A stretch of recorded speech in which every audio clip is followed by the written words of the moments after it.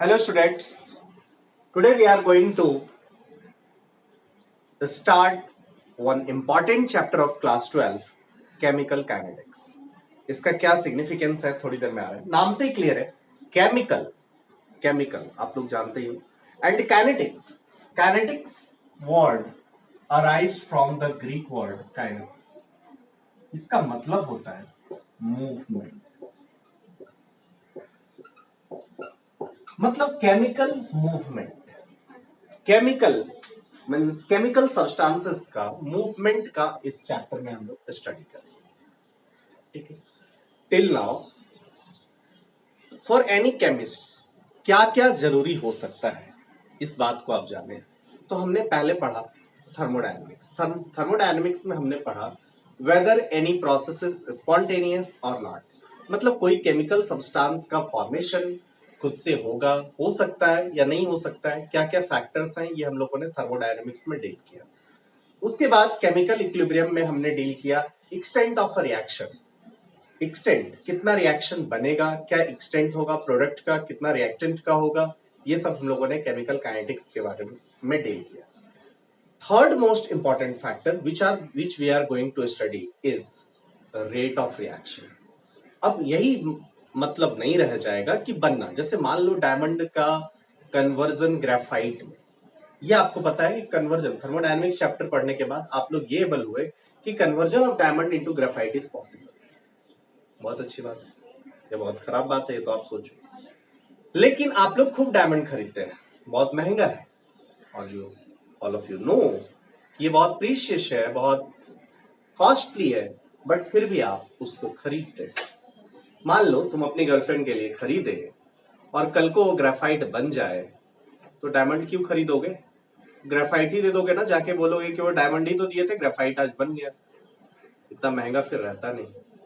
फिर तो हम लोग बहुत मिसयूज करते हैं ना, ग्रेफाइट की अंगूठी बना देते हैं. So conversion of diamond into graphite ये ऑब्वियसली एक पीढ़ी दो पीढ़ी इतना स्लो रिएक्शन है कि ये होता ही नहीं. आपको लगता है कि ये कुछ कन्वर्जन हो ही नहीं रहा है. सो कुछ कन्वर्जन बहुत फास्ट हो रहे हैं, कुछ कन्वर्जन बहुत स्लो है, कुछ कन्वर्जन कुछ अलग रेट से हो रहे हैं. हम लोग आ रहे हैं कि रेट ऑफ रिएक्शन पे केमिकल रिएक्शंस को 3 पार्ट में डिवाइड किया जाता है. Very slow reaction, very fast reaction and moderate speed reaction. Very slow very fast के लिए हम लोग इस चैप्टर को डील नहीं करेंगे. We are going to deal in this chapter only moderate reactions. Okay. So why we are studying this chemical reaction, chemical kinetics, ये आपको समझ में अब आ गया. So किसी भी रिएक्शन में rate of reaction is also important, क्योंकि कुछ रिएक्शन बहुत फास्ट है, उसको स्लो करने की जरूरत है. कुछ रिएक्शन स्लो है, उसको फास्ट करने की जरूरत है. इस चीजों को डील करने के लिए हमें इस टॉपिक की जरूरत पड़ेगी. What is the significance of this chapter? What is the significance of this chapter? Now we want to concentrate in this. हम लोग तो मार्क्स के लिए पढ़ते हैं, तो मार्क्स पॉइंट ऑफ व्यू ये तो हुआ chemist point of view. Chemist क्यों पढ़ना चाहते हैं वो उनका पॉइंट ऑफ ओपिनियन.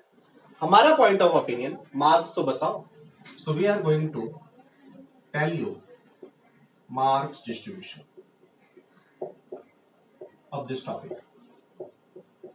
सबसे पहला एग्जाम आप मान के चलो क्लास 12 बोर्ड जो आप दे रहे हो दोगे, कुछ लोग उसी के लिए. क्लास 12 में आप बोलोगे 3 to 5 मार्क्स हर साल इससे क्वेश्चन आता है. 3 to 5 मार्क्स का क्वेश्चन हर साल इससे होता है. आप इसके बाद आओगे नीट का. नीट की बात करेंगे, 2 क्वेश्चंस. ऐसा शायद ही कोई ईयर होगा जिसमें 2 क्वेश्चन से कम पूछे. जनरली नीट में 2 क्वेश्चंस हर ईयर इससे आता है. ओके. 2 क्वेश्चंस आपको पता है, जैसा कि नीट के एग्जाम में 90 क्वेश्चंस टोटल पूछे जाते हैं, and out of 90 question 2 question is chemical kinetics. So ये मोस्टली अप्रॉक्स 4% वेटेज लेता है. नीट 2019 में भी ये 2 क्वेश्चन आए, weightage is 4%। Okay, come to JEE Main. JEE Main की बात करें,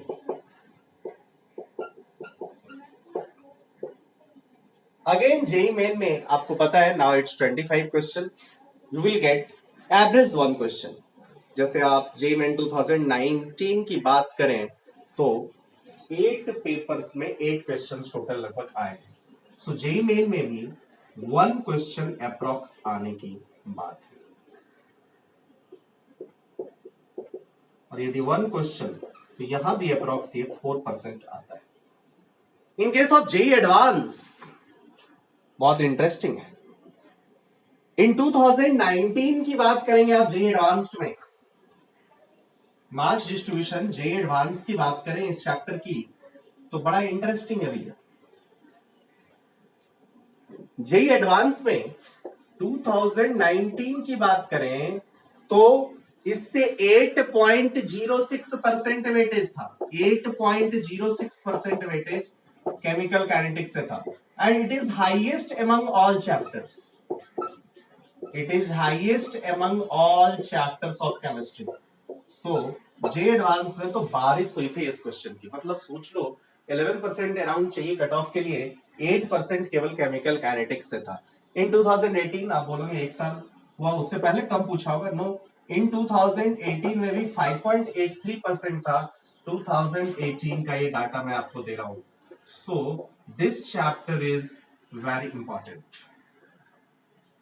ओके, कुछ लोग बोलेंगे चलिए ये तो समझ आया, एग्जाम पॉइंट ऑफ व्यू से इंपॉर्टेंट है, आप पढ़ा रहे हो, आप क्लास 12th में पहला चैप्टर फिजिकल केमिस्ट्री का ही क्यों उठाए हो, ये नहीं समझ आया। जबकि एनसीईआरटी के सीक्वेंस में जाए तो पहले सॉल्यूशन है, फिर आप केमिकल काइनेटिक्स है, केमिकल काइनेटिक्स को पहले उठाने वाली बात, ये वाला थोड़ा सा मेरे को नहीं बचा। ओके, इस चैप्टर का यूज हमें ऑर्गेनिक केमिस्ट्री में भी करना होगा। So we are going to study this chapter first. क्योंकि मुझे आपको पता है कि ड्यूरिंग लॉकडाउन पीरियड 2 क्लासेस आपके चलाए जा रहे हैं, पैरेलल में एक फिजिकल का और एक ऑर्गेनिक का। So we have started chemical kinetics such that organic का काम भी हम लोग अच्छे से पूरा कर पाए parallelly. It's okay.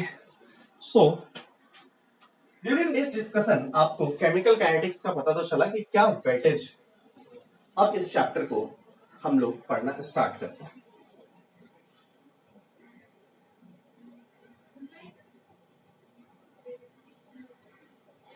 In this chapter बोलोगे इसके स्टेप बाय स्टेप स्टार्ट करें हम लोग टॉपिक स्टडी करना। Chemical kinetics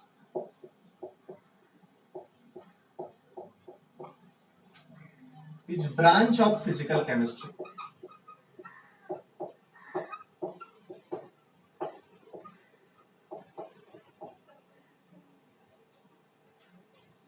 is branch of physical chemistry which deals with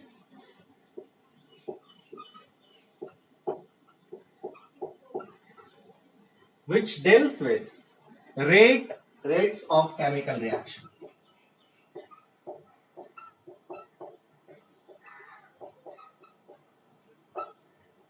लिखते चले जाएंगे, बैठेंगे नहीं। Chemical kinetics is branch of physical chemistry which deals with rate of chemical reaction. Means हम लोग ये जानेंगे how rapidly reactants are consumed. कोई भी केमिकल रिएक्शन होगा, let suppose A to B आप जाओगे तो सर्टेन टाइम के बाद ए आपको क्या दिखेगा, ए कंज्यूम करता हुआ दिखेगा और बी फॉर्म करता हुआ दिखेगा। मीन्स ऑलवेज रिएक्टेंट्स कंज्यूम होगा एंड प्रोडक्ट फॉर्म होगा। सो आप बोलोगे how rapidly reactants are consumed, ये देखेंगे। Okay, how rapidly products are formed,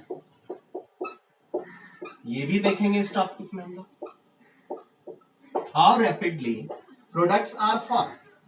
आप बोलोगे और भी क्या इस चैप्टर में देखेंगे भैया, तो I will tell you in this chapter हम लोग ये भी देखेंगे affect of change of reaction condition on the rate of reaction.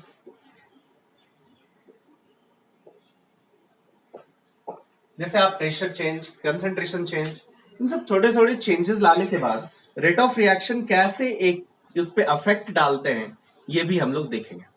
Okay, and last part जिसमें कि हम लोग मैकेनिज्म ऑफ रिएक्शन देखेंगे, मतलब identification of steps of chemical reaction, इसको भी पहचाने। आइडेंटिफिकेशन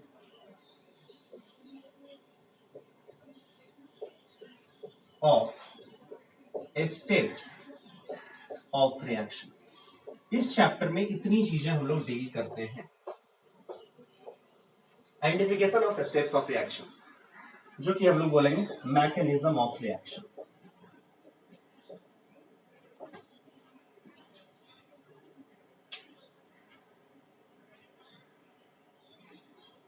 ओके, तो मैं अपने कंटेंट को 3 पार्ट में इस चैप्टर का डिवाइड करूंगा। पहला तो पूरा रेट ऑफ रिएक्शन पे बेस्ड होगा, ऑर्डर दिस दैट। सेकेंड वाला पार्ट होगा टेम्परेचर डिपेंडेंस, और थर्ड मैकेनिज्म वाला पार्ट। इन 3 पार्ट में हम लोग इस टॉपिक को डील करेंगे। फर्स्ट वाला पार्ट सबसे ज्यादा बड़ा होगा, उसमें टाइम लेगा, obviously it will take time, but question सबसे ज्यादा यहीं से आएंगे। आरएनएस टेम्परेचर डिपेंडेंस एक सेकेंड पार्ट होगा। टेम्परेचर डिपेंडेंस वाले पार्ट से, सेकेंड पार्ट से है तो बहुत छोटा, बट उससे भी क्वेश्चंस आते हैं। बट थर्ड पार्ट मैकेनिज्म वाले, इससे बहुत कम क्वेश्चन, बट अभी क्वेश्चंस कुछ कुछ उससे आ रहे हैं। सो पहला पार्ट हम लोग स्टार्ट करने जा रहे हैं, that is rate of reaction. Rate of reaction study करने के पीछे पहले हम अपना रेंज फिक्स कर ले कि किस टाइप के रिएक्शंस की पे हम लोग बात कर रहे हैं। हम लोग एक बात लिखेंगे, on the basis of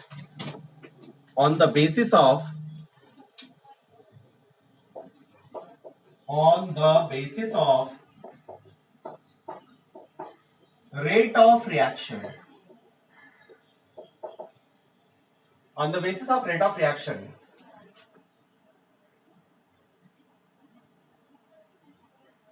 reactions are classified into 3 types. On the basis of rate of reaction, reactions are classified into 3 types. First is very fast reaction.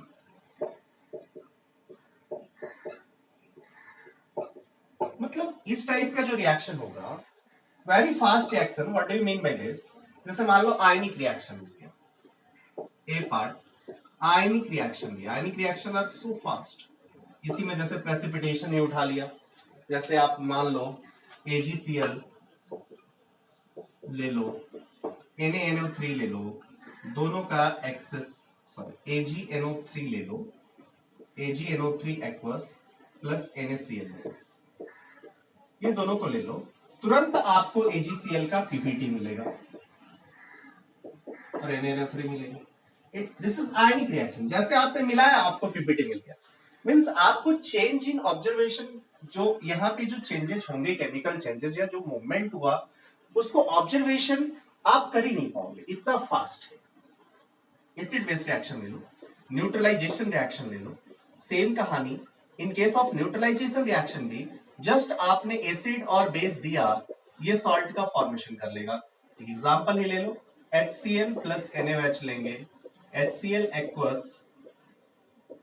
NaOH aqueous, it will form NaCl aqueous plus H2O. These are the categories of very fast reaction. इसमें आप इसको deal, इस chapter में आप इसको deal नहीं कर पाओगे, बिकॉज इतना फास्ट है, इसका ऑब्जर्वेशन टाइम इतना कम है कि जैसे आप जैसे डाला प्रोडक्ट फॉर्मेशन। सो इस चैप्टर में हम लोग इसका स्टडी नहीं करेंगे, very fast reaction.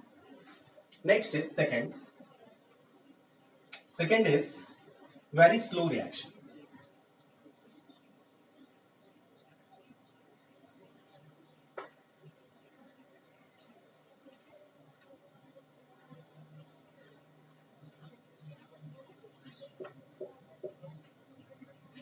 completion time is too much. Completion time means observation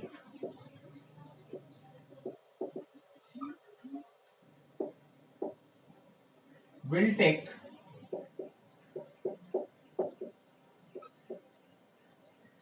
very slowly. मान लो डायमंड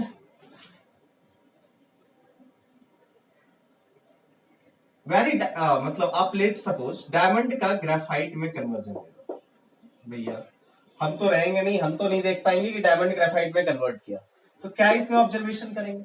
रस्टिंग ऑफ आयरन ले लिया, बहुत स्लो है, इसमें कैसे क्या ऑब्जर्व करो? कुछ ऑब्जर्वेशन ही नहीं दिख पाए, इतना स्लो। आप कहोगे change will take place very slowly. Change, यदि चेंज बहुत स्लोली होगा तो आप कोई ऑब्जर्वेशन आपको दिखेगा ही नहीं, आपको लगेगा कोई रिएक्शन हो ही नहीं रहा है। यदि कोई रिएक्शन हो ही नहीं रहा है तो फिर आप उसमें ऑब्जर्वेशन जो करोगे वो सही नहीं होगा। इस केस में भी हम लोग केमिकल काइनेटिक्स का स्टडी नहीं करने जा रहे हैं इस चैप्टर में, इसका भी स्टडी हम लोग नहीं कर रहे हैं। हम लोग इस चैप्टर में अभी जो स्टडी कर रहे हैं that's only for moderate reaction, moderate speed reaction.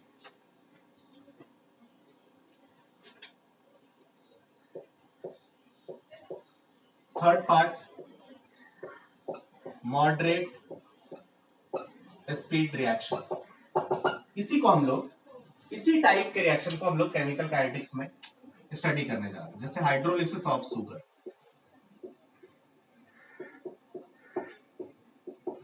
ये हम लोग इस टाइप के रिएक्शन को हम लोग लेते हैं जिसमें कि कुछ ऑब्जर्वेशन दिखाई दे कुछ टाइम के बाद, मींस इसका सेकंड में, मिनट में या आवर में ये रिएक्शन कंप्लीट। कुछ ऑब्जर्वेशन, आप 10 सेकंड का आपने ऑब्जर्वेशन लिया तो कुछ चेंजेस आपको दिखाई दिया, फाइनाइट चेंज दिखाई दिया फाइनाइट टाइम इंटरवल में। इस टाइप के रिएक्शन को हम लोग मॉडरेट स्पीड रिएक्शन बोल रहे हैं और इसी टाइप के रिएक्शन का हम लोग यहाँ पे स्टडी करेंगे। Clear to all of you?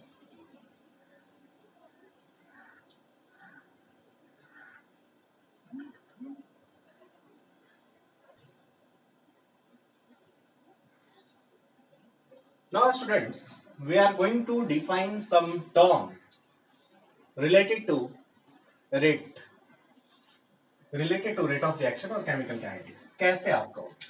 So I have taken a container of fixed volume. Okay.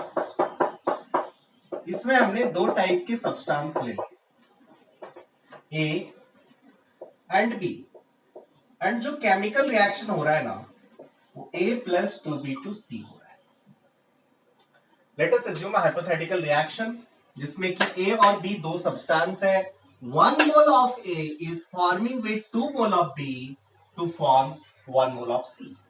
आप बोलोगे it's okay. Rate of reaction कैसे डिफाइन करें? In a container of fixed volume rate को डिफाइन करने के लिए कुछ टर्म्स ले जाते हैं। क्या क्या है वो term? First is rate of appearance. First is rate of appearance. Rate of appearance किसके लिए डिफाइन किया जाएगा? ऑब्वियसली प्रोडक्ट के लिए। यदि आप सी का ग्राफ सी के कंसंट्रेशन में देखो, सी के कंसंट्रेशन को टाइम के साथ प्लॉट कीजिए। कंसंट्रेशन ऑफ सी, जब मैंने ऐसा ले लिया है, जब इसके अंदर किसी को लिखा है इसका मतलब कंसंट्रेशन ही होगा। Concentration of C versus time को प्लॉट करिए तो आपको ये क्या दिखेगा? ये दिखेगा इनिशियली टाइम के साथ, इनिशियली ये 0 है या कुछ होगा भी, चलो मैंने मान लिया 0 है। रिएक्शन स्टार्ट हो रहा है, रिएक्शन में केवल मतलब जो आपका मिक्सचर है, जो कंटेनर है उसमें केवल रिएक्टेंट्स थे। So initially t equals to 0 पे, यहाँ पे t मिनट में प्लॉट किया गया है एंड कंसंट्रेशन इज मोल पर लीटर पर मिनट, या कंसंट्रेशन m में लिया गया। तो आप t इक्वल्स टू 0 पे कंसंट्रेशन c का 0 लिया गया और लेट सपोज ये ऐसे चेंज कर रहा है। सो हर टाइम इंस्टेंट पे आपने किया और ये ग्राफ प्लॉट किया, इट्स ओके। सो मुझे ये दिख रहा है कि कंसंट्रेशन ऑफ सी टाइम के साथ इंक्रीज करेगा। ऑब्वियसली प्रोडक्ट है तो कंसंट्रेशन ऑफ सी टाइम के साथ तो इंक्रीज करेगा ही करेगा। यदि आप ए के बारे में बात करें, कंसंट्रेशन यदि ए के बारे में बात करोगे तो concentration of A versus time, again time T को मैंने मिनट में लिया और कंसंट्रेशन ऑफ ए को मोल पर लीटर में लिया।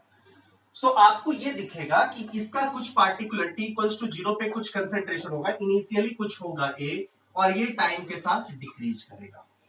ओके, सो रिएक्टेंट का जो ग्राफ होगा बी का भी कुछ ऐसा ही होगा। सो आप बोलोगे रिएक्टेंट का कंसंट्रेशन टाइम के साथ डिक्रीज करेगा एंड प्रोडक्ट का कंसंट्रेशन टाइम के साथ इंक्रीज करेगा।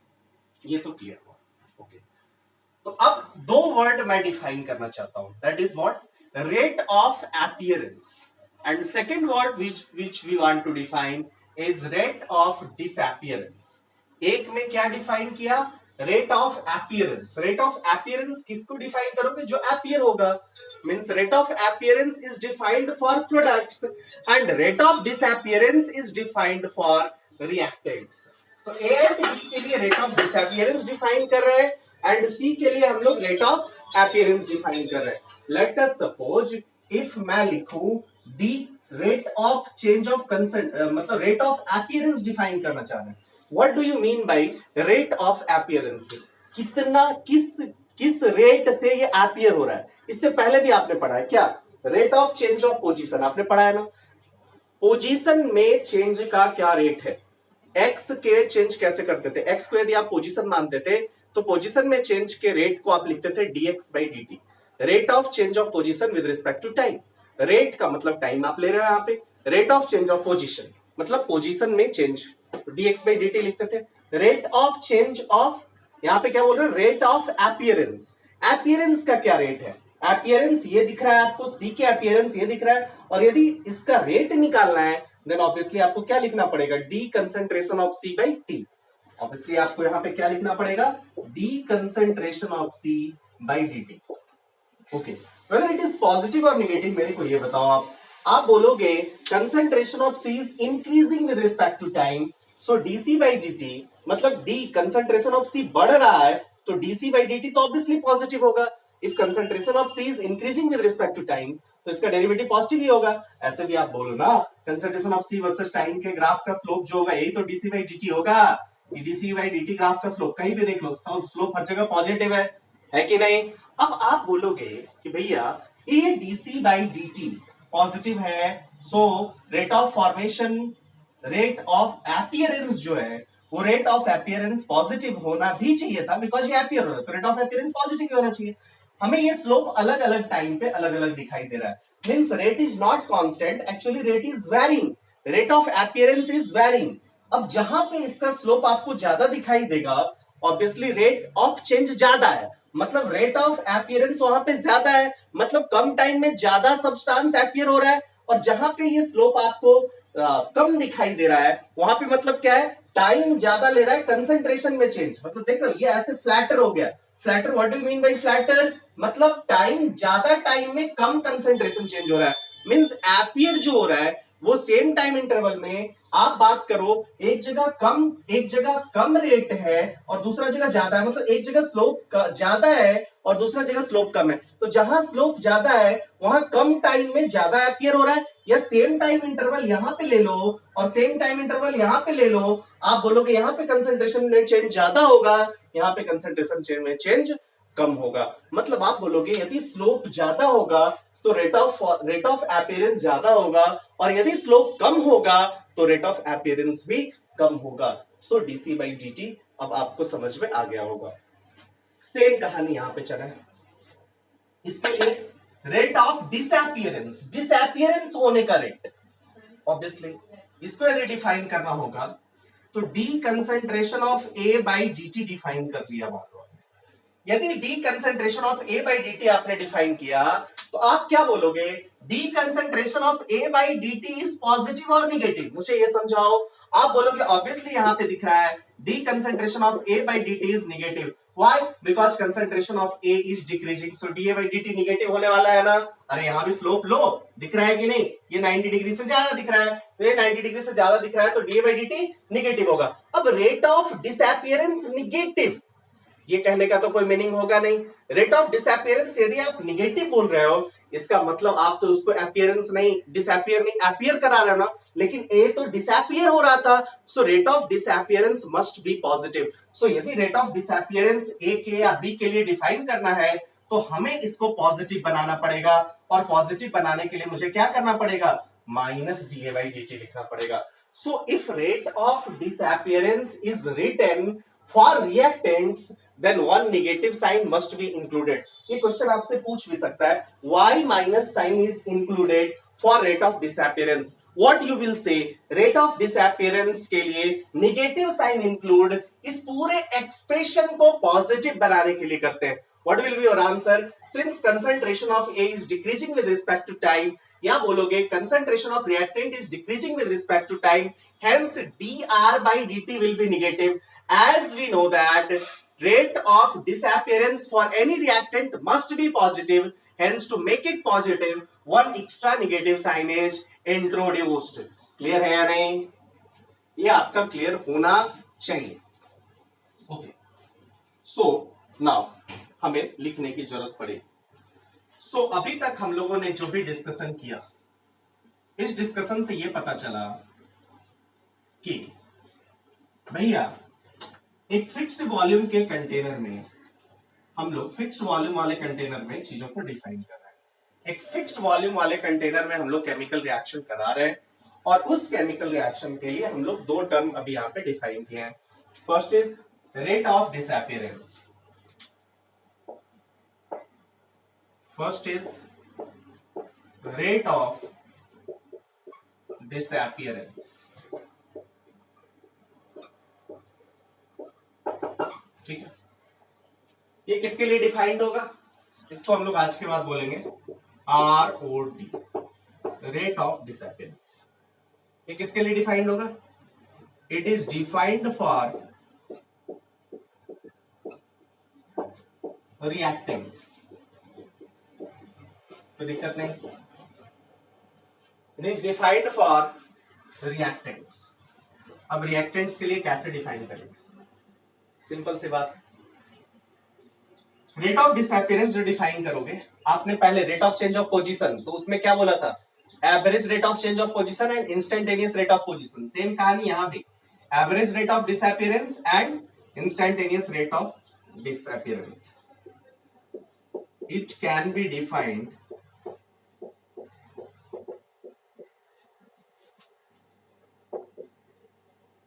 in two types।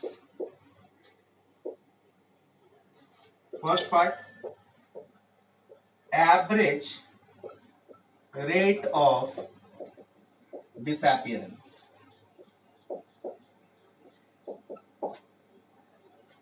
Average rate of disappearance,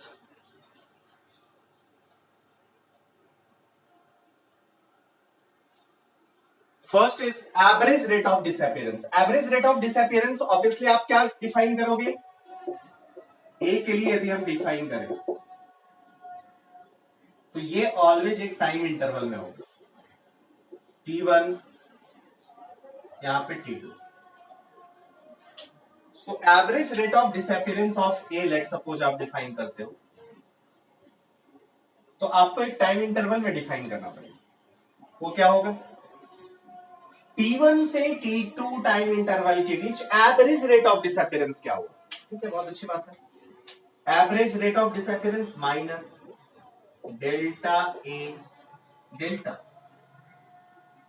ए, या आप बोलो इसको ऐसे, delta change in concentration by delta T. Delta T यहां पे क्या है, T2 minus T। Why you have written minus sign, again मैंने कहा कि चेंजिंग कंसंट्रेशन जो इस टाइम इंटरवल में है वो तो ए डिक्रीज कर रहा है ना, means delta concentration of A क्या होगा, नेगेटिव होगा। इसको पॉजिटिव बनाने के लिए one extra minus sign include किया जाएगा, so minus delta A by T2 minus T1 होगा। So average rate of disappearance of A आपको अब समझ आ गया होगा। कुछ भी यदि होगा तो हमने T1 से T2 टाइम इंटरवल तक डिफाइन करना होगा। पहले टाइम इंटरवल ले लीजिए, आप ये कर दीजिए, चेंज इन कंसंट्रेशन ले लीजिए और delta A by delta T करेंगे, तो रेट ऑफ डिसअपियरेंस में हमेशा ये रिएक्टेंट के लिए डिफाइन है तो माइनस लगाना ही पड़ेगा। Okay, next is instantaneous rate of disappearance आपको किसी एक पार्टिकुलर टाइम पे डिफाइन करना है, देन ये क्या होगा, इंस्टेंटेनियस रेट ऑफ डिसअपियरेंस होगा। इंस्टेंटेनियस रेट ऑफ डिसअपियरेंस किसको बोलेंगे, मान लो किसी टाइम इंटरवल में नहीं, अभी किसी एक टाइम इंटरवल, इसी टाइम इंटरवल को डिक्रीज करते जाओ और एक पार्टिकुलर टाइम इंटरवल में बात करो, तो आप क्या बोलोगे, instantaneous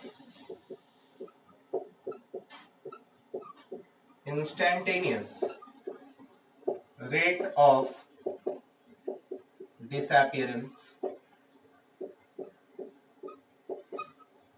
of A at any time interval बात होगी, वो क्या होगा, एवरेज रेट ऑफ डिसअपियरेंस एक टाइम इंटरवल में बात करी जाएगी, और इंस्टेंटेनियस रेट ऑफ डिसअपियरेंस क्या होगा, एक पार्टिकुलर टाइम पे बात करी जाएगी। जैसे मैं यहाँ पे T3 पे लिखूं तो ये क्या हो जाएगा, D concentration of A by dt। अब ये पॉजिटिव या नेगेटिव, ऑब्वियसली बोलोगे ए टाइम के साथ डिक्रीज कर रहा है तो ये नेगेटिव, पॉजिटिव बनाने के लिए माइनस साइन से मल्टीप्लाई किया, इसका वैल्यू कहां पे, एट T3। T3 पे जो इसका वैल्यू होगा वो इंस्टेंटेनियस रेट ऑफ डिसअपियरेंस बताएगा।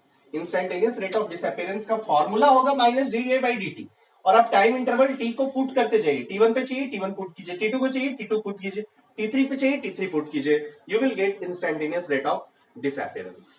It's clear to all of you? Rate of disappearance is clear. Rate of disappearance is defined for reactant.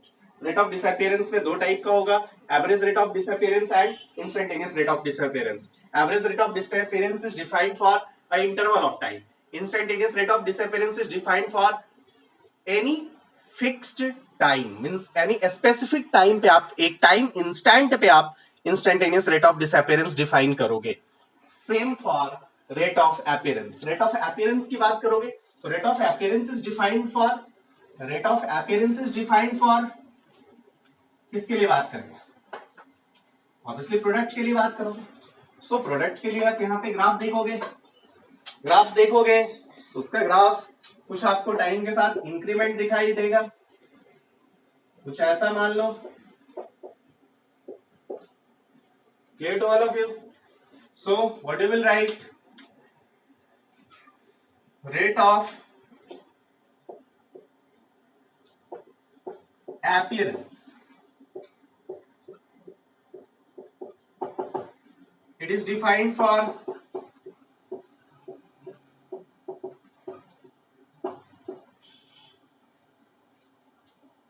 products। अब इसका उल्टा करोगे तो ऑब्वियसली माइनस साइन होगा, ठीक, तभी आप उल्टा बोल पाओगे। मतलब रिएक्टेंट के लिए डिफाइन करोगे तो negative, what do you mean by this, necessary things है, it is defined for products. Okay, अब ये भी दो टाइप का, पहला क्या, ए पार्ट क्या, एवरेज रेट ऑफ अपीयरेंस ऑफ किसका, एवरेज रेट ऑफ अपीयरेंस किसका, सी का। अब ये टाइम इंटरवल में डिफाइन ही करेंगे, जैसे मान लो यहां पे डिफाइन किया T1 T2, आप क्या लिखोगे, T1 to T2 क्या लिखोगे, ये आएगा change in concentration of C by time interval. अब देखें ये पॉजिटिव है नेगेटिव, दिखाई दिया, since concentration of C is increasing with respect to time, so delta C is positive, delta T is positive, delta T, delta C, delta T दोनों आप बोलोगे भैया ये concentration of C at T2 minus concentration of C at T1 divided by T2 minus T1 होगा। So average rate of C, average rate of appearance कैसे निकालना है ये समझ आ गया। Now come to instantaneous rate of appearance. Instantaneous rate of appearance कैसे निकालेंगे,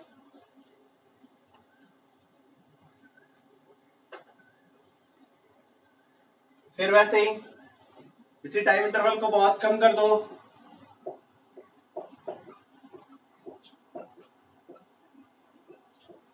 इंस्टेंटेनियस रेट ऑफ अपीयरेंस, ये किसी पार्टिकुलर टाइम पे एट लेट सपोज T3, ये क्या हो जाएगा, D concentration of C by dt, ये फॉर्मूला होगा, और इसका वैल्यू किस टाइम इंस्टेंट पे, T3 पे।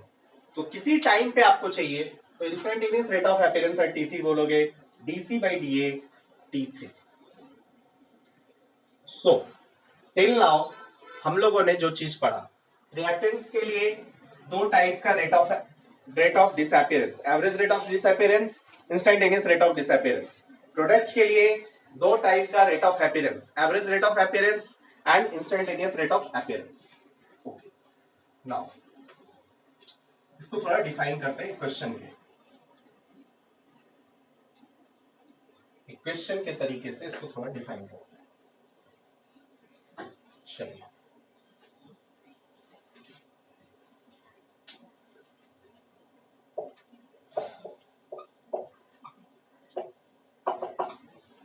ऐसा कुछ बोला,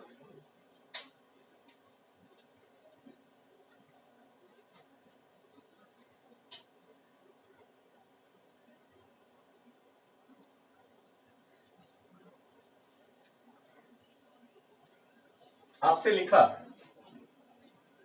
आपसे बोला है concentration of A is equals to 50 minus t square.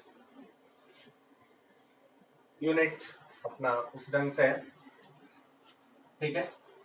Unit को आप सही से लिख लेंगे। यहाँ पे कंसंट्रेशन ऑफ 50, ऑब्वियसली ये हो जाएगा m माइनस टी स्क्वायर, ठीक है। समथिंग कुछ कांस्टेंट भी दे दो, a T square. What is will be the unit of a, उस हिसाब से हो जाएगा। यूनिट हो जाएगा a का m by minute square, okay.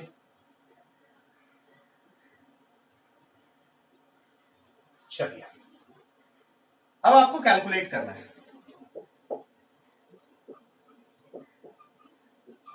Calculate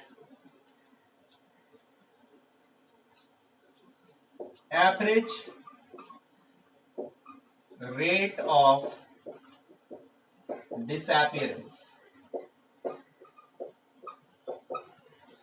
and average rate of disappearance for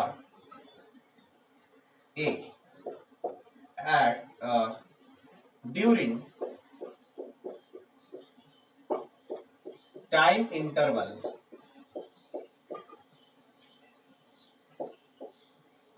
t equals to 0 minute to t equals to 1 minute। Okay, first question आपसे पूछा, calculate average rate of disappearance for A during time interval t equals to 0 minute to t equals to 1 minute.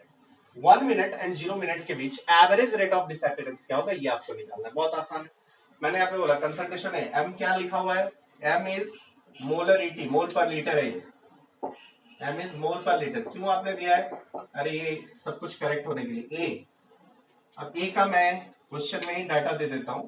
a का जो value है that is 1 m पर minute square.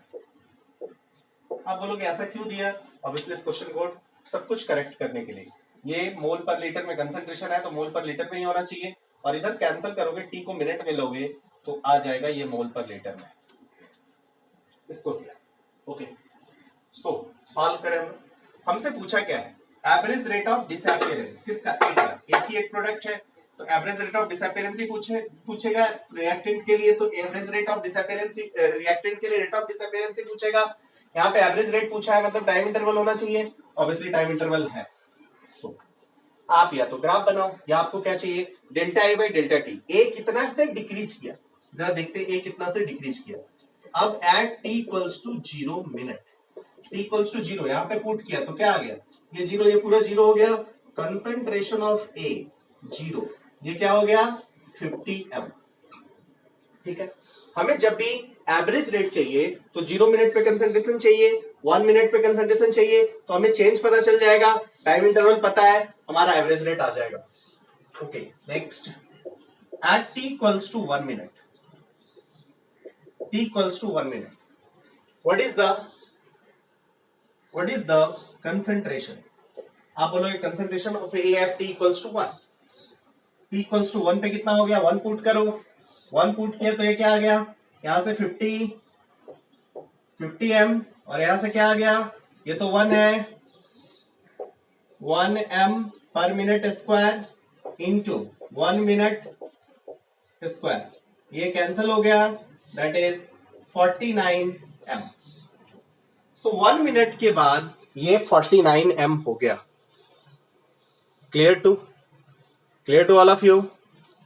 Now what you will say, what is the rate of disappearance, average rate of disappearance. अब हमें t equals to 0 minute पे concentration पता है, t equals to 1 minute पे कंसंट्रेशन पता है, then can we calculate average rate of disappearance? Obviously we can calculate average rate of disappearance.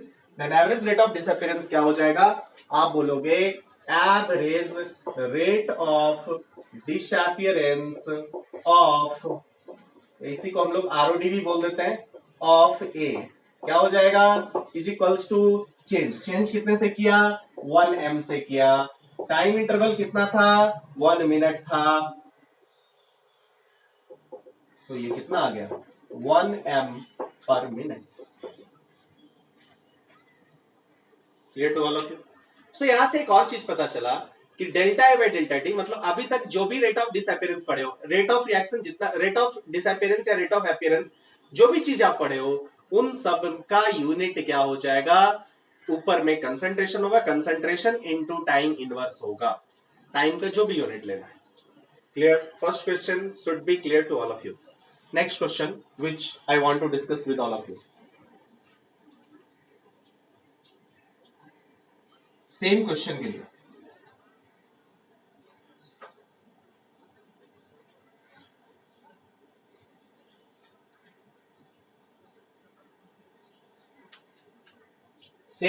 लिए अब हम लोग रेट ऑफ अपीयरेंस लेते हैं।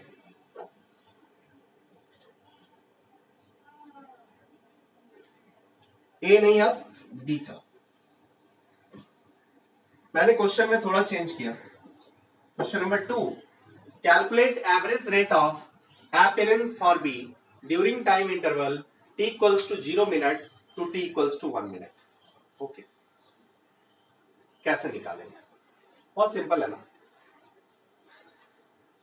जब हम ए का लिख रहे हैं तो ए कितना एपियर हुआ ये निकालना पड़ेगा, और ए कितना एपियर हुआ ये यदि निकालना है तो ए कितना डिसएपियर हुआ ये निकालना पड़ेगा। ए जितना डिसएपियर हुआ है, वन, ये रिएक्शन चीख के क्या कह रहा है? ये रिएक्शन हमें चीख के कह रहा है, if 1 mole of A will disappear then 1 mole of B will appear. ये रिएक्शन चीख के यही कह रहा है ना, if 1 mole of A will disappear then 1 mole of B will appear. यदि 1 मोल ऑफ ए डिसएपियर होगा तो 1 मोल ऑफ बी डिसएपियर होगा। तो जितना अभी डिसएपियर हुआ था उतना ही तो बी अपीयर हुआ होगा। यदि उतना ही अपीयर हुआ होगा तो आप डेल्टा कंसंट्रेशन, जैसे आप इसको क्या डिफाइन करोगे? t equals to 0 to t equals to 1 minute पे आप डिफाइन करोगे average rate of appearance of b equals to क्या हो जाएगा? Delta change in concentration of b by delta t। यही हो जाएगा ना। अब आप बोलोगे from this reaction we are clear, क्या? Delta minus delta A will equal to minus delta B. जब मान लो ये एक 50 से 49 हुआ, 50 से 49 हुआ तो 1 गायब हुआ, वही तो यहाँ एपियर हुआ। सो डेल्टा वी का वैल्यू क्या हो जाएगा? 1 m। टाइम कितना है? पर 1 मिनट ही, तो ये भी क्या आ गया? 1 m पर मिनट। मतलब यहाँ पे हम लोग देख रहे हैं कि average rate of appearance of B is equal to average rate of disappearance of A, या it should be. Why it should B?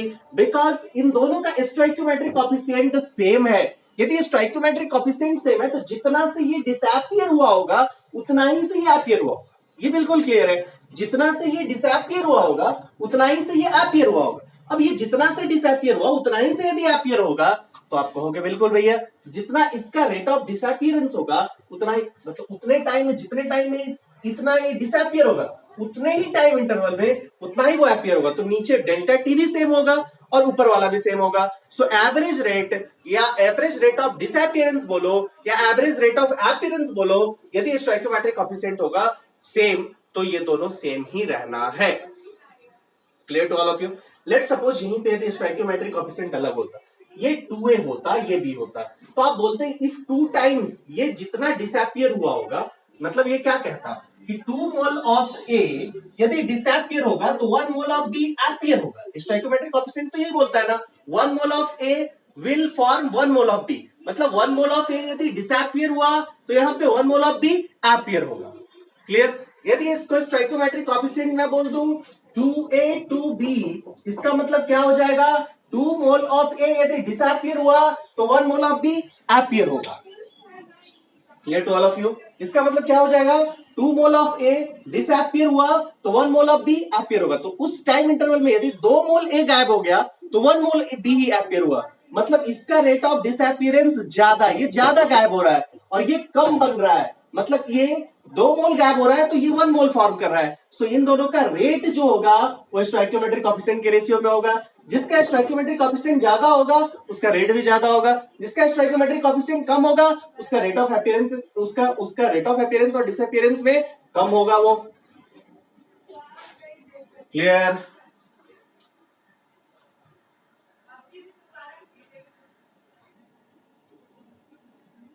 Okay students, now we are going to discuss third part of this question.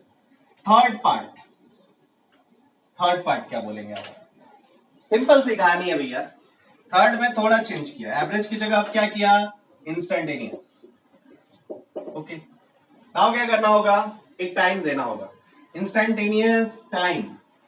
Instantaneous के लिए आपको एक time देना होगा, time क्या दिया, ले लिया instantaneous rate of appearance of B at t equals to 2 minute. Okay, इसको ए कर दो, ऑफ ए, और इसको डिसअपीयरेंस कर दो। ठीक है, instantaneous rate of disappearance of A, उस क्वेश्चन पे भी आ रहा है, टेंशन मत लो, खुद ही कर लोगे ऐसे। अभी मैंने बताया कि जो इसका रेट होगा वही इसका, जो इसका रेट ऑफ डिसअपीयरेंस होगा उसका वही इसका रेट ऑफ अपीयरेंस होगा, उसी क्वेश्चन से सॉल्व हो जाएगा। तो जिसका भी दिया हुआ होगा फंक्शन, उसी फंक्शन से आप काम कर लोगे। किसी एक के फंक्शन देने से पूरे केमिकल रिएक्शन में किसी और का जिसका भी रेट डिफाइन करना होगा हम लोग कर सकते हैं, it's not a big deal. Okay, so इस क्वेश्चन का आंसर ढूंढे, इंस्टेंटेनियस रेट ऑफ डिसअपीयरेंस। यदि इंस्टेंटेनियस बोला है, आपको मैंने क्या बोला था, ए दिया हुआ है यहाँ पे, हमें क्या चाहिए, डी बाई डी टी चाहिए। ओके, निकाला, हमें जो rate instantaneous rate of disappearance of A, इसका जो एक्सप्रेशन होगा that is minus D A by D t, यही ना होगा। अब T3 पे चाहिए तो इधर T3 पुट कर, या T पे चाहिए 2 मिनट तो 2 मिनट इसे पुट करेंगे। पहले minus D A by D T निकालें, तो D A by D T differentiate करना पड़ेगा, ए दिया हुआ है D A by D T, T के रिस्पेक्ट में इसको डिफरेंशिएट करो, ये वाला कांस्टेंट है, 0 हो जाएगा, माइनस 80 स्क्वायर का डिफरेंशिएशन क्या हो जाएगा, माइनस 280 हो जाएगा। और आप कहोगे इसका डिफरेंशिएशन यदि किया तो पहले का 0 आ गया, दूसरे का ए टी स्क्वायर का डिफरेंशिएशन 2t, तो ये आ जाएगा माइनस ऑफ, पहले माइनस ये वाला और वहां से एक माइनस और आएगा, so minus of 280। So values put करें, माइनस माइनस प्लस हो गया, ए की जगह 1, ठीक, सब कुछ रखे, ए की जगह 1 रखा, तो रखते जाते हैं, माइनस माइनस प्लस 2, ए की जगह 1 m by minute square, T क्या हो गया, पुट किया टी यहाँ पे 2 मिनट है। अब जिस फॉर्मूला, ये फॉर्मूला दिया, अब आप किसी पे भी रखिए, टी आप रखते जाइए, आपको इंस्टेंटेनियस रेट मिलता चला जाएगा। हमने को किस मिनट पे चाहिए था, 2 मिनट पे चाहिए था, तो 2 मिनट पुट किया, 1 मिनट से 1 मिनट गया, और यहां से क्या आ गया, दैट इज 4m पर मिनट। ओके, सो डायमेंशनली भी आपको दिखेगा कि वही आएगा। अब आपको पता है, इसी में क्या देता है, instantaneous rate of appearance of B at t equals to 2 minute, या किसी भी टाइम इंस्टेंट पे बोलता, फिर वही करते हैं हम, किसका, ए का फंक्शन दिया हुआ है तो हम किसका डिफाइन कर सकते हैं, rate of disappearance of A define कर सकते हैं, instantaneous rate of disappearance of A define कर सकते हैं, और फिर इसको रिलेट कर सकते हैं। यदि रिलेट कर सकते हैं तो हम क्वेश्चन को सॉल्व कर सकते हैं। सो एक क्वेश्चन का 4 पार्ट, कैसे average rate of disappearance define करना है, कैसे instantaneous rate of disappearance define करना है, कैसे आपको average rate of appearance and instantaneous rate of disappearance define करना है, अपीयरेंस डिफाइन करना है, ये चारों पार्ट मैंने आपको एक क्वेश्चन के थ्रू समझाया है। अब हम लोग को थोड़ा सा इनके कॉम्पेरेटिव स्टडी करनी चाहिए कि कैसे आप रिलेट करते हो। Okay, move to next point.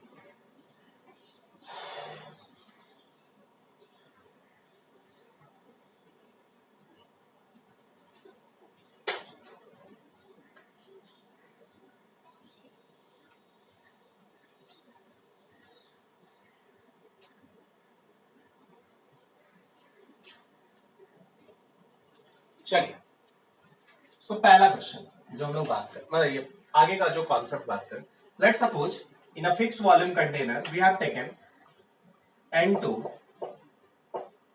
plus 3H2 gives out twice NH3, ये वाला केमिकल रिएक्शन। तो ये क्या कह रहा है, एक टाइम इंटरवल T में, लेट सपोज पहले ये X था and this one was Y, T equals to 0 का ये सिनेरियो था, ठीक है, क्लियर। एक्स वाई को भी नंबर ले लो, ये 100, लेट सपोज ये 150, कहोगे ये क्या, चलो m में ले लिया, इक्वल्स टू 0, ये 100 m था, इसका कंसंट्रेशन ये m में लिया हुआ है, ये भी m में लिया हुआ है। लेट सपोज अगले एक्सपेरिमेंट में t इक्वल्स टू 100 सेकेंड के बाद देखा गया, लेट सपोज इसका जस्ट किया गया analysis, it is coming as just घटा 20 से घट गया, ये 80 हो गया। अब आप सबका बता पाओगे कि नहीं बता पाओगे, मुझे ये चेंज एक 20 से दिखा, ये 1 मोल रिएक्ट करता तो ये 3 मोल रिएक्ट करता, यदि ये 20 रिएक्ट किया है तो ऑब्वियसली 60 रिएक्ट करेगा, और 60 रिएक्ट करेगा, इनिशियली 150 है, मतलब 60 रिएक्ट करेगा मतलब ये 90 हो जाएगा, क्लियर है कि नहीं। ये 100 सेकंड पे ये 100 से 80 हुआ है, मतलब ये -20, 20 से डिक्रीमेंट हुआ, ऑब्वियसली 1 का ये 1 मोल रिएक्ट करेगा 3 मोल से, सो 20 मोल रिएक्ट करेगा 60 मोल से, तो ये 60 से डिक्रीज होगा, ये 60 से डिक्रीज हो जाएगा, सो इनिशियली 150 था, -60 मतलब 90 हो जाएगा।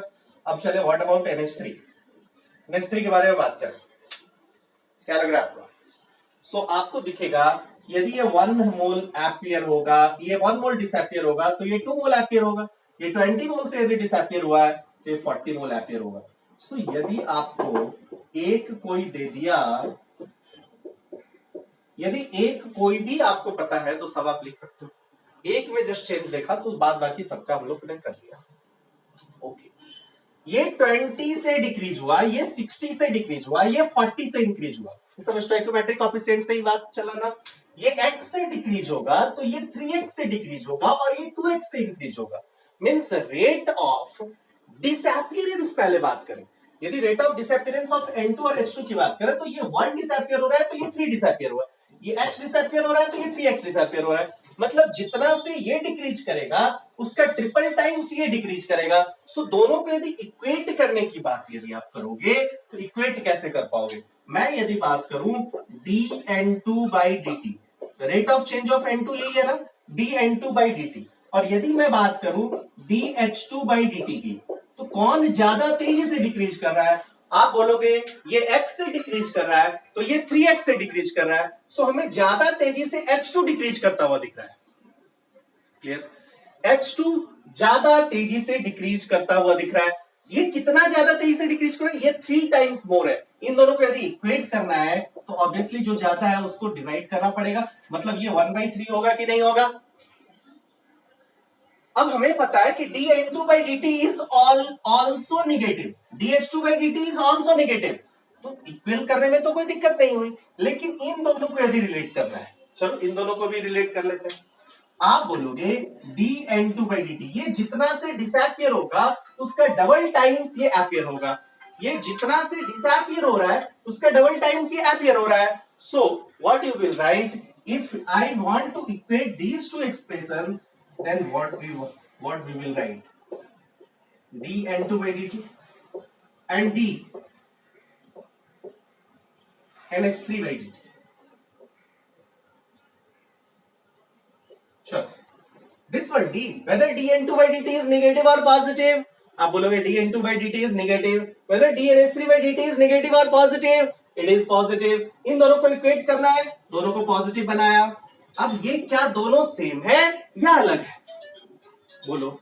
तो आप बोलोगे ये दोनों dN2/dt की बात करें, ये 1 मोल डिसैपियर होगा तो ये 2 मोल एपियर होगा, ये x मोल डिसैपियर हुआ तो ये 2x मोल एपियर हुआ, मतलब ये इसका डबल है। यदि इन दोनों की बात करें तो ये दोनों इक्वल नहीं है, ये जितना है उसका ये डबल है। यदि दोनों को इक्वेट करना है तो इसको 1/2 करना होगा कि नहीं करना होगा?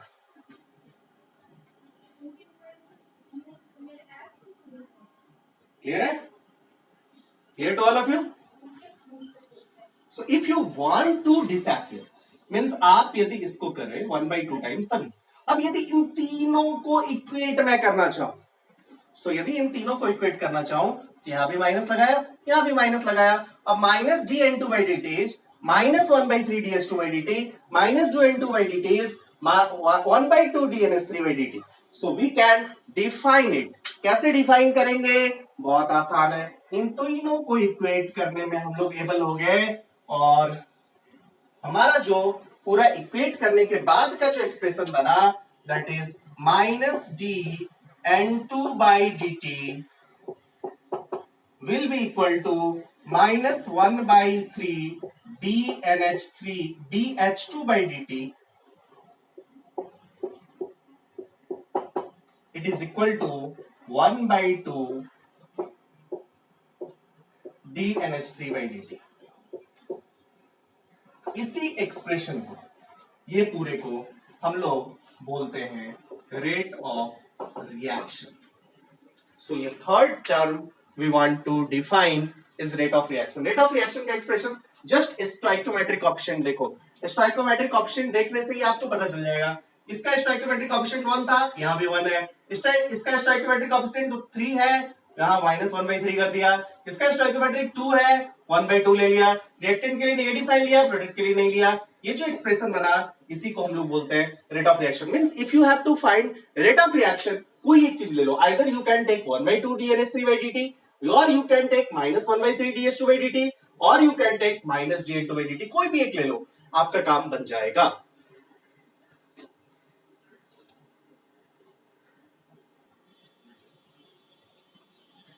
So now students, we can define or generalize rate of reaction for any general reaction. Rate of reaction for any general reaction हम लोग अब डिफाइन कर सकते हैं। कैसे? चलो, जैसे कोई भी एक जनरल रिएक्शन उठाओ। For any general reaction A, BB, CC, DD उठाया। आप बोल सकते हैं यदि इनको इक्वेट करना है, करना क्या है? पहले रिएक्टेंट के लिए माइनस लिखा है, स्टोइकोमेट्रिक कोएफिशिएंट 1/a डिवाइड किया dA/dt। आप ये मत समझना ये A 1 2 3 है, small a b c d, small a b c d numbers है, a b c d capital a b c d react substances हैं, ठीक है। यदि आपको इसमें कंफ्यूजन होता है तो आप इसको x y z कर दो, अब नहीं होना चाहिए W। सो यहाँ पे क्या हो जाएगा? Minus 1/x dA/dt is equals to, फिर ये रिएक्टेंट है, माइनस लगाया, स्टोइकोमेट्रिक कोएफिशिएंट से डिवाइड किया dB/dt। यहाँ से तुरंत दिखेगा ना, इन दोनों में क्या करेंगे? इन दोनों में रिलेशन x, ये y का रेशियो होगा। So this one is equated by this expression is equals to 1/z dC/dt। यहाँ पे माइनस साइन नहीं लगा है, क्यों? क्योंकि ये रिएक्टेंट है, dC/dt इज पॉजिटिव, तो ऑलरेडी पॉजिटिव है। 1/w dd/dt। Clear to all of you? So we can generalize rate of reaction by this expression. So कभी भी rate of reaction की बात आई तो rate of reaction हम लोग इस एक्सप्रेशन से निकाल सकते हैं। किसी भी केमिकल रिएक्शन में रेट ऑफ रिएक्शन हम लोग यहां से इजीली डिफाइन कर सकते हैं।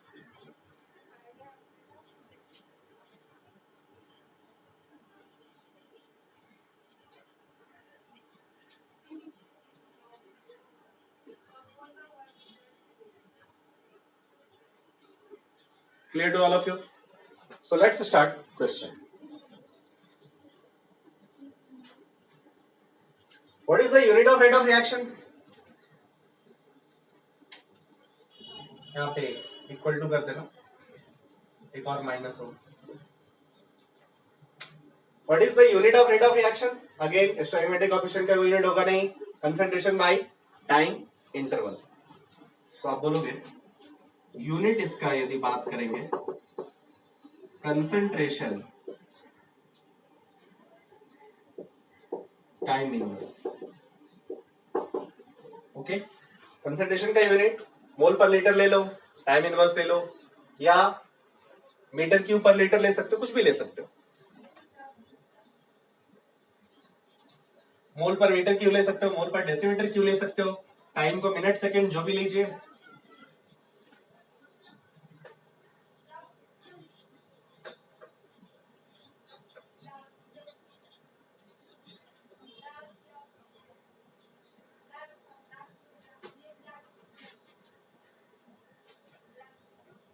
ओके,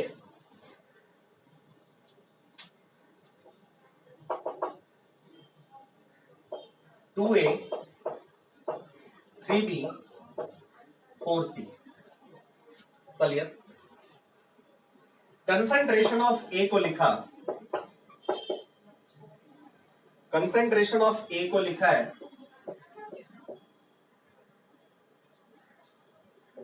4.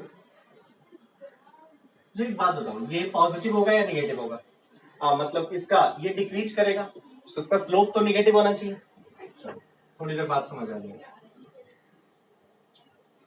20 माइनस 4t, इसको फिर वही 20m बना देते हैं और माइनस 4m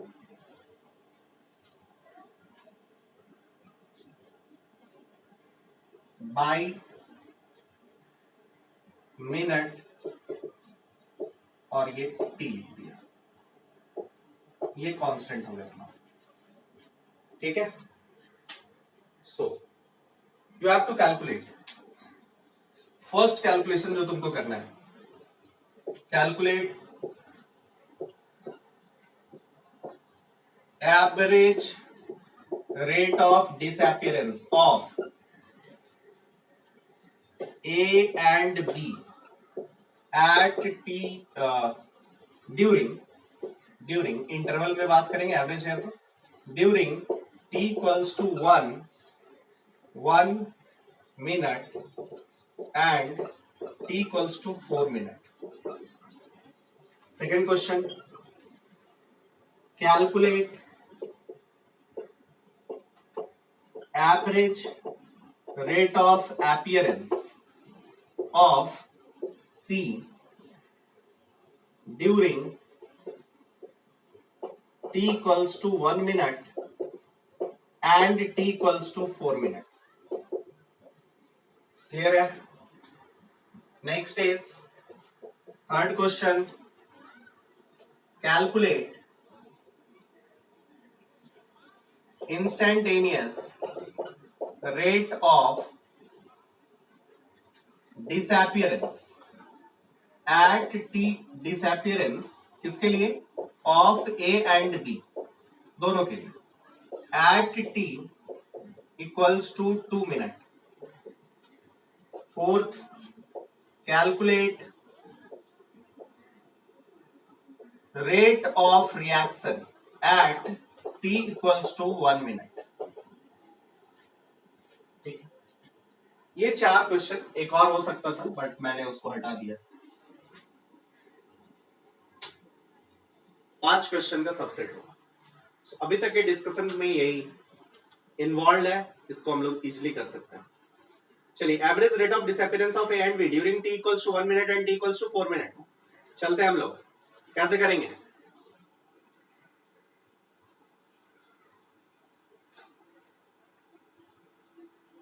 बहुत इजी है.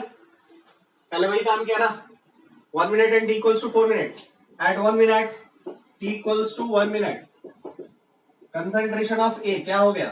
1 पुट किया, 20 minus 4 that is 16 m, t equals to 4 minute, t equals to 4 minute. Concentration of A क्या हो गया, concentration of A 20 minus 4 16 that is 4 m।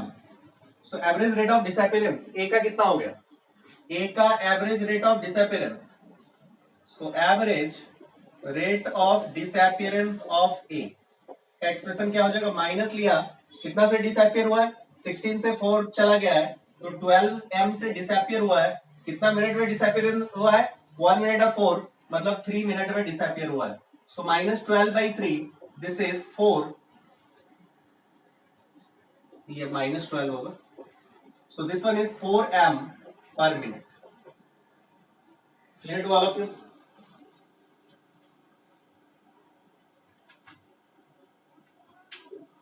Clear to all of you?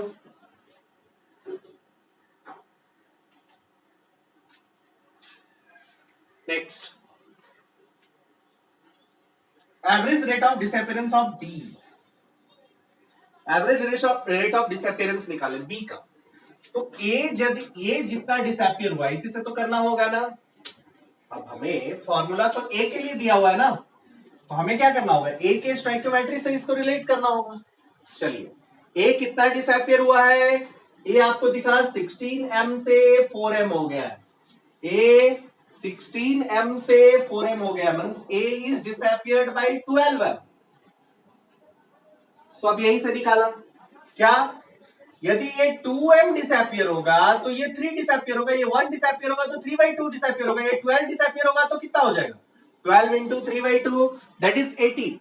यदि ये disappear 2 से हो रहा है तो ये डिसअपियर 3 टाइम्स हो रहा है, ये 2 से 3, 2 डिसअपियर होगा तो ये 3 डिसअपियर होगा, 1 डिसअपियर होगा तो 3/2 डिसअपियर होगा, यदि ये 12 डिसअपियर होगा तो 18 डिसअपियर होगा। खत्म कहानी। यहां जहां आप 12 रखे हो यहां आप 18 रख लो, काम बन जाएगा। ये तरीका से कर सकते हैं। एक और तरीके से आप क्वेश्चन कर सकते हैं, क्या कैसे कर सकते हैं, आपने पहले ही डिफाइन किया, क्या अभी दोनों के बीच रिलेशन डिफाइन किया, कैसे देखो जरा, यहां इसका स्टोइकियोमेट्रिक कोएफिशिएंट 2 है, इसका स्टोइकियोमेट्रिक कोएफिशिएंट 3 है, दोनों को इक्वेट करें, रेट ऑफ रिएक्शन वाला एक्सप्रेशन से इक्वेट करें तो क्या हो जाएगा, -1/2 delta concentration of A by delta t is equals to -1/3 delta concentration of D by delta t. हो जाएगा कि नहीं हो जाएगा, ये हो जाएगा। अब आपने average rate of disappearance same time interval के लिए डिफाइन करना है, कोई दिक्कत नहीं। हमें ये दिख रहा है कि ये वाला आंसर 4 m पर मिनट आया था, मतलब वो delta A by minus of delta A by delta T का एक्सप्रेशन आपने निकाला, minus of delta A by delta T का कितना वैल्यू आया था, इसी का वैल्यू 4 m पर मिनट आया था। सो आप delta B by delta B निकाल सकते हो। सो आप यहां से डिफाइन कर सकते हो, आपको चाहिए क्या, minus delta B by delta t चाहिए। ये कैसे हो सकता है भैया, इस 3 को इधर भेज दो, ये 3 को इधर भेज दो, और ये वाला चाहिए minus delta A by delta T कितना आ गया था, 4 आ गया था। सो ये क्या हो जाएगा, 3/2 इंटू 4 m पर मिनट। सो कितना हो गया, 6 हो गया। और ऐसे भी वो कितना आता है, 12 से डिसअपियर हो रहा था तो यहाँ 18 से डिसअपियर हो जा रहा था, सो वो कैसे आता है, 18/3 6 ही आता, इस तरीके से भी 6 ही आया। अंडरस्टूड और नॉट? क्लियर हो गया ये पार्ट?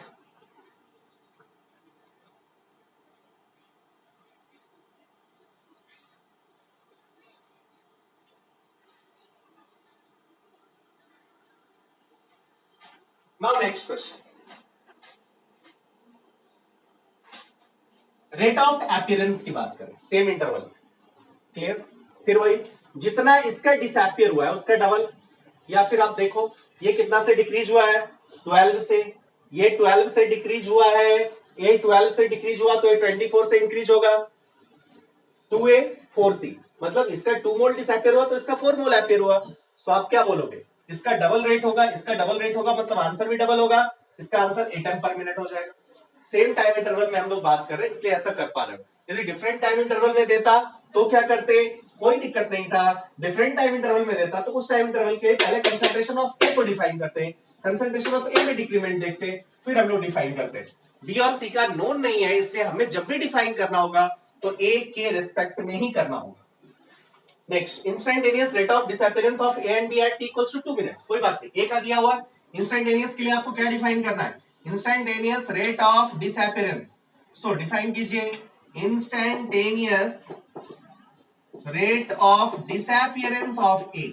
यदि ये डिफाइन किया तो ये क्या आएगा, minus D A by D t. This one is minus D A by D t. चलो डिफरेंशिएट करो, डिफरेंशिएट किया 20m का 0 हो गया, इसका 4m टी है, टी मतलब ये वाला हो जाएगा। सो ये माइनस ऑफ दिस थिंग मतलब 4m पर मिनट आ जाएगा। So this value is 4m पर मिनट। इज इंटरेस्टिंग है भैया कि जो एवरेज रेट आया था वही इंस्टेंटेनियस रेट आया। ऐसा क्यों हुआ, जो एवरेज रेट आया था वही इंस्टेंटेनियस रेट आया। ये तो गलत है या फिर सही है। देखें जरा, ये वाला जो दिया हुआ था concentration of A 20 minus something constant into T, मतलब ग्राफ कुछ स्ट्रेट लाइन दिख रहा है। और यदि ग्राफ स्ट्रेट लाइन दिख रहा है तो एवरेज रेट ऑफ डिसअपीयरेंस क्या था, स्लोप ऑफ सेकंड था। और इंस्टेंटेनियस रेट ऑफ डिसअपीयरेंस क्या है, स्लोप नहीं, स्लोप ऑफ सेकंड नहीं, स्लोप ऑफ टेंजेंट है। और यदि ग्राफ स्ट्रेट लाइन है तो slope of secant is equal to slope of tangent. मतलब क्या होगा, मतलब आप बोलोगे एवरेज रेट जो होगा वो इंस्टेंटेनियस रेट के इक्वल होगा। सो यहां आंसर आना ही था, इसमें कोई दिक्कत ही नहीं था। अंडरस्टूड और not? So instantaneous rate of disappearance जो है वो एवरेज रेट के इक्वल होना ही, slope of second slope of tangent equal होना है। सो कोई टेंशन की बात ही नहीं है। हाँ, दोनों का जो ग्राफ होगा स्ट्रेट लाइन वो डिफरेंट होगा। ए का एकदम सेम रहना, बी का उसी के इक्वल रहना। जरा करके भी देखो, instantaneous rate of disappearance of B निकालना है। चलो कोई बात नहीं, हम अपने वाले मेथड से ही निकालते हैं। टी इक्वल्स टू 2 मिनट में। अरे तो कांस्टेंट आ गया तो टी रखने की तो जरूरत ही नहीं थी। चलो निकालना है इंस्टेंटेनियस रेट ऑफ डिसअपीयरेंस। थोड़ा सा दोनों को करते हैं, minus 1/2 d A by D t should be equals to क्या हो जाएगा, minus 1/3 d B by D T. Clear? अब हमें चाहिए क्या, इंस्टेंटेनियस रेट ऑफ डिसअपीयरेंस, मतलब हमें चाहिए minus DV by D T. Clear? तो यहां से दिखेगा minus DV by D T is equals to 3/2 minus D A by D T. और minus D A by D T ही तो delta A by delta D था, और वही 4 था, तो 3/2 इंटू 4 आंसर वही आना है।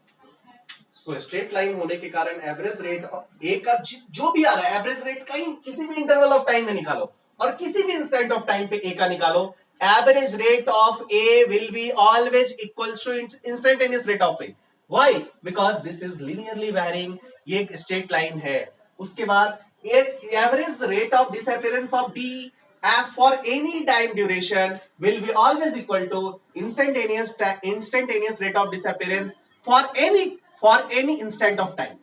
Okay, सी के लिए भी वही बोलोगे। सो ये तो समझ आ गया। नाउ नेक्स्ट क्वेश्चन और लास्ट वाला हम लोग करें, what will be the rate of reaction. इस क्वेश्चन को जरा करते हैं। Okay, what is the rate of reaction? Rate of reaction क्या बोला था, at t equals to 1 minute पे बोला है। सो ए बी सी किसी के टर्म्स में भी डिफाइन कर सकते हैं हम लोग, ये आपको बताया गया था। चलिए किसी से डिफाइन, सबसे डिफाइन करके देखते हैं। रेट ऑफ रिएक्शन मुझे यहां से बोला जाए तो मैं बोलूं either minus 1/2 d A by D T होगा, ए के लिए डिफाइन करें था, और minus D A by D T हो गया है कितना, 4m पर मिनट। सो तो यहां से आया है 2m पर मिनट। ओके, बी से डिफाइन करते हैं, ये क्या आ गया, minus 1/3 d B by D T. Okay, minus DV by D t 6 आया तो 6/3, अगेन ये 2m पर मिनट आ रहा है। सो रेट ऑफ रिएक्शन कभी भी निकालना है तो आप ए का ले लो, बी का ले लो, सी का ले लो, कोई फर्क नहीं, काम बन जाएगा। क्लियर है? Clear to all of you?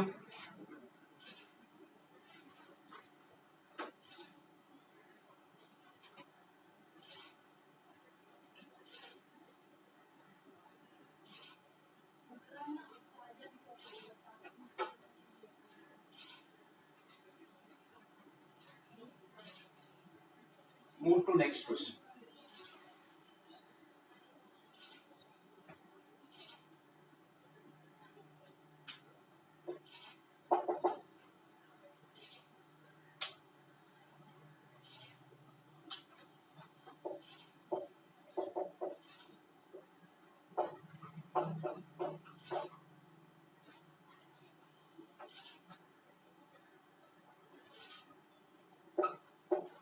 dA by dt दिया हुआ है, dA by dt 5m per minute.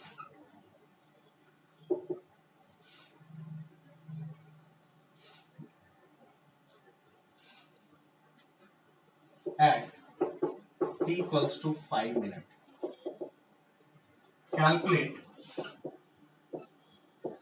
first ROR, second ROA for C at t equals to 5 minutes. मतलब सारा कैलकुलेशन आपको यही करना है. जल्दी जल्दी जल्दी जल्दी. सॉरी, ये -5 मिनट होगा, इधर माइनस ले, जल्दी. क्या हो जाएगा?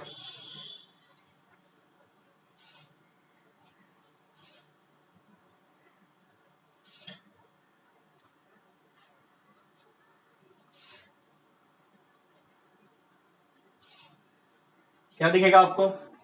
सिंपल है ना बहुत.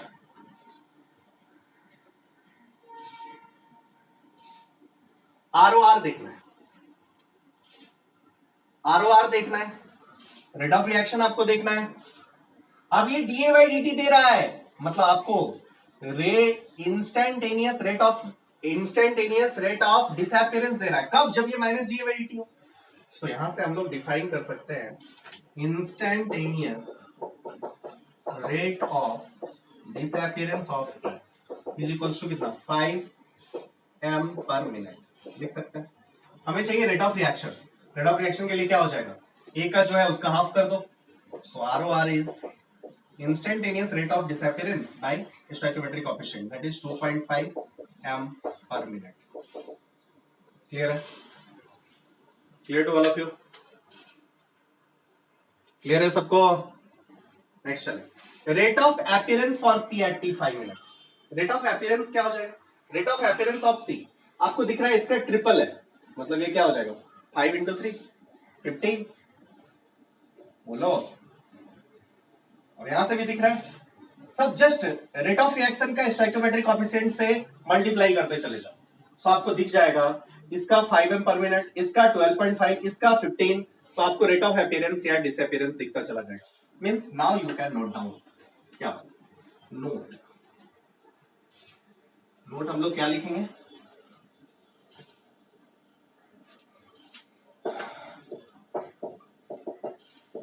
रेट ऑफ रिएक्शन इक्वल्स क्या? रेट ऑफ अपीयरेंस और rate of disappearance. Either rate of appearance लीजिए या रेट ऑफ डिसअपीयरेंस लीजिए, divided by corresponding stoichiometric coefficient. जैसे यहां पे बात करें रेट ऑफ रिएक्शन, इस रिएक्शन का रेट के बात करेंगे तो ए का जब ले रहे हैं तो डिवाइड बाय 2 करना होगा, बी का जब ले रहे हैं तो 5 करना होगा, सी का ले रहे हैं तो 6 करना होगा. So rate of appearance, rate of disappearance of A divide by 2, rate of disappearance of B divide by 5, rate of appearance of C divide by 6 करना होगा. समझ में ये आ गया होगा? क्लियर है? Now next question.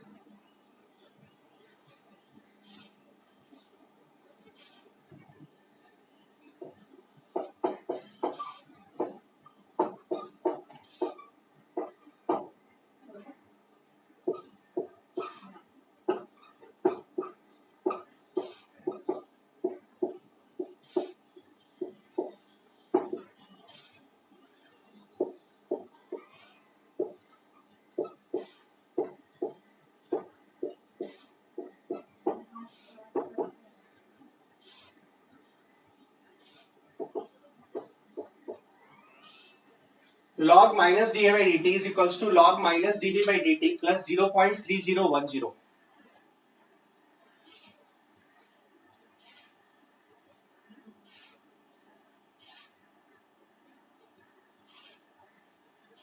Calculate x by y.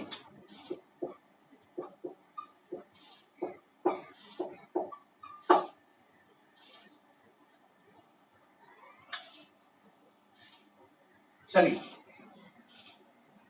इसको देख के आप कमेंट बॉक्स में इसका आंसर लिखेंगे। ठीक है, बहुत इजी है। हिंट अब मैं दे देता हूं, आप लोगों ने भी सोच लिया है तो log 2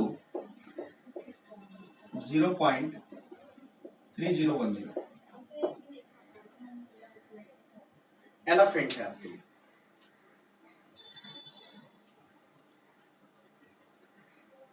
बहुत आसान है।